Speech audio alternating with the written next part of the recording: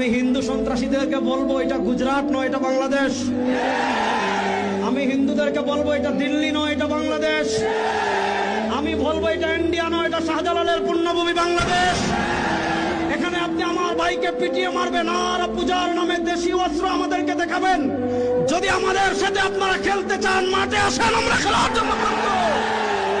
কিন্তু আমার নিরীহ মুসলমানদেরকে যারা ঘন্টার পর ঘন্টা বন্দি রেখে তাদেরকে যারা পিটিয়ে শাহাদাত বরণ করেছে, মনে রাখবেন মুসলমানের রক্ত পান করে পৃথিবীর কেউ নিরাপদ থাকতে পারে নাই, আপনারাও পারবেন না। এই রক্ত কথা বলবে ইনশাআল্লাহ।